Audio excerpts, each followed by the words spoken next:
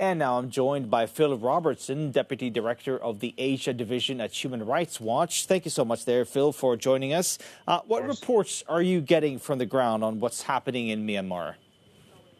Well, we're seeing an ongoing tug of war, really, between the protesters who are enforcing a general strike, shutting down the economy, essentially trying to make the country ungovernable by the military junta, versus the military and police who are increasingly using deadly force to try to force an end to any sort of protests or defiance from the people.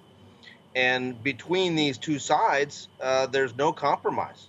It's unclear who's going to win, but this may go on for a while as we see more and more people shot down in the streets by a military that clearly is not afraid of being held accountable by anyone, certainly within the country, and appears to be, frankly, operating on the basis of instructions from the Myanmar junta to clear the streets using whatever tactics they want.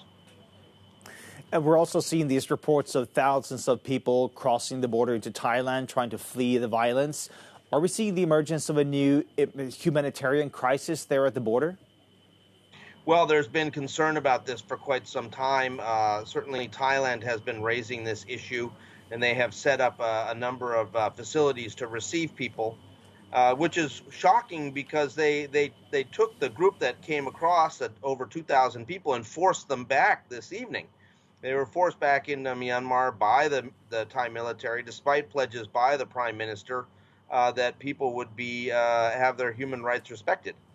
This is shocking. We've got people basically sleeping out in the jungle on the banks of a river because they have been forced back out of Thailand into Myanmar and into harm's way. So, Phil, news today that the U.S. is suspending trading with Myanmar. What kind of international pressure do you think it would take to make an actual difference there on the ground?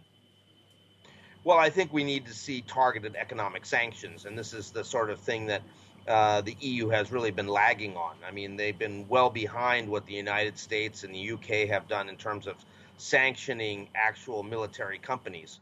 It took the European Union almost a month to come up with a list of 11 names who they were going to hit with sanctions. They should have been able to do that in a matter of days. So they're clearly lagging behind, and they need to catch up in terms of a real coordinated strategy that will cut off the kind of resources and funding that the Myanmar military has come to depend on. Phil Robertson there from Human Rights Watch. Thank you so much for joining us here on EuroNews Tonight.